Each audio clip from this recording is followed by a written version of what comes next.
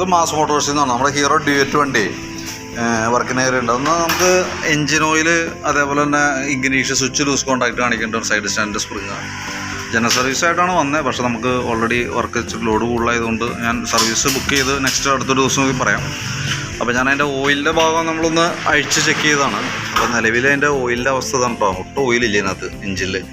അപ്പോൾ ഇത് engine oil correct നമുക്ക് കൃത്യമായിട്ട് ചെയ്തു പോകുന്ന 3000 കിലോമീറ്ററിലാണ് ശരിക്കും ഓയിൽ മാറേണ്ടത്.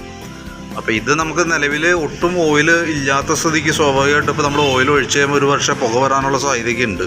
കാരണം സിലിണ്ടർ പിസ്റ്റണൊക്കെ തേയ്മാനം വരാനുള്ള സാധ്യതയുണ്ട്. കാരണം ഓയിൽ ലെവൽ കുറഞ്ഞു കൂടിക്കഴിഞ്ഞാൽ ഉറപ്പായിട്ടും എൻജിൻ്റെ തേയ്മാനം ഡബിളാണ്. അപ്പോൾ അതുമായി ബന്ധപ്പെട്ട് ചിലപ്പോൾ ഒരു വർഷം കംപ്ലയിൻറ്റ് കാണിച്ചേക്കാം കേട്ടോ. ഇനി അഥവാ കാണിച്ചില്ലെങ്കിൽ പോലും നമുക്കിപ്പോൾ ഒരു 1000 കിലോമീറ്റർ അല്ലെങ്കിൽ ഒരു മാസം കഴിഞ്ഞാൽ കയറിയിട്ട് ഓയിൽ ലെവൽ ഒന്ന് ചെക്ക് ചെയ്ത് നോക്കണം. ഇത്രയും കുറവുള്ള സ്ഥിതിക്ക് ഓയിൽ ലെവൽ കുറയുണ്ടോ എന്നുള്ള ദിവസം നമ്മൾ മോണിറ്റർ ചെയ്തില്ല എന്നുണ്ടെങ്കിൽ അത് വലിയൊരു കംപ്ലയിൻറ്റിലേക്കൊക്കെ പോകും. നമുക്ക് ഒരുപാട് പൈസ ചിലവ് തന്നെ ഒരു പണിയിലേക്കൊക്കെ പോകാൻ സാധ്യതയുണ്ട്. അപ്പോൾ അതുകൊണ്ട് പ്രത്യേകം ശ്രദ്ധിച്ചോണം. നമ്മളിവിടെ നിന്ന് വിളിക്കുന്ന ദിവസം നോക്കിക്കരുത്. ഒരു മാസം കഴിഞ്ഞ് കഴിയുമ്പോൾ ഒന്നുമല്ല നിങ്ങൾ സെൽഫായിട്ട് നോക്കിയാലും മതി. മെയിൻ സ്റ്റാൻഡ് വെച്ചിട്ട് നോക്കുമ്പോൾ നമുക്ക് ഈ സ്റ്റിക്കിൻ്റെ ഏറ്റടിയിൽ ഈ ലെവലെങ്കിലും ഉണ്ടോ എന്നുള്ള ദിവസം നോക്കാം. അറ്റ്ലീസ്റ്റ് നമുക്ക് ഈ സ്റ്റിക്കിൻ്റെ എവിടെയെങ്കിലും കിട്ടിയാലും മതി.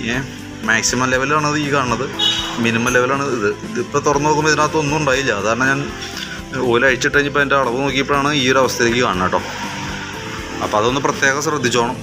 പിന്നെ അതേപോലെ തന്നെ എൻ്റെ ഇഗ്നീഷ്യൻ സ്വിച്ച് ലൂസ് കോൺടാക്റ്റ് കാണിക്കുന്നുണ്ട്. അപ്പോൾ അതിൻ്റെ ഈ ബാക്ക് സീലിൻ്റെ കോൺടാക്റ്റാണ് അഴിച്ച് നമ്മളൊന്ന് ക്ലീൻ ചെയ്തിട്ടുണ്ട്. കാരണം ഒരു പ്രാവശ്യമൊക്കെയാണ് ചെയ്യാൻ പറ്റുള്ളൂ. അതൊന്ന് ചെയ്ത് കയറ്റാം നമുക്ക്. ഇനിയിപ്പോൾ കംപ്ലയിൻറ്റ് വന്നു കഴിഞ്ഞാൽ മാറ്റാനേ പറ്റുള്ളൂ കേട്ടോ. ഇതിൻ്റെ ഉള്ളിലാണ് ഈ കോൺടാക്റ്റ് വന്നത് കേട്ടോ. പിന്നെ അതേപോലെ തന്നെ സൈഡ് സ്റ്റാൻഡിൻ്റെ സ്പ്രിങ്ങും ഒരെണ്ണം സെറ്റ് ചെയ്തിട്ടുണ്ട്. ഓക്കെ, അപ്പോൾ ഞാൻ അതിൻ്റെ ഒരു എസ്റ്റിമേറ്റ് എമൗണ്ട് വാട്സപ്പിലേക്ക് ഇട്ടേക്കാം. വർക്ക് കംപ്ലീറ്റ് ആയിട്ടുണ്ട്. അപ്പോൾ നോക്കിയിട്ട് അതനുസരിച്ച് വിളിച്ചോളൂ ഇവിടുന്ന് കേട്ടോ, ഓഫീസിൽ നിന്ന് വിളിച്ചോളൂ. പിന്നെ എന്ന് പറഞ്ഞാൽ ഓയിൽ ലേസ് പ്രത്യേകം ശ്രദ്ധിക്കണം. ഓയിൽ ചെക്കിങ് ലേസ് മറക്കരുത്, ഗൗരവത്തിൽ എടുക്കണം കേട്ടോ.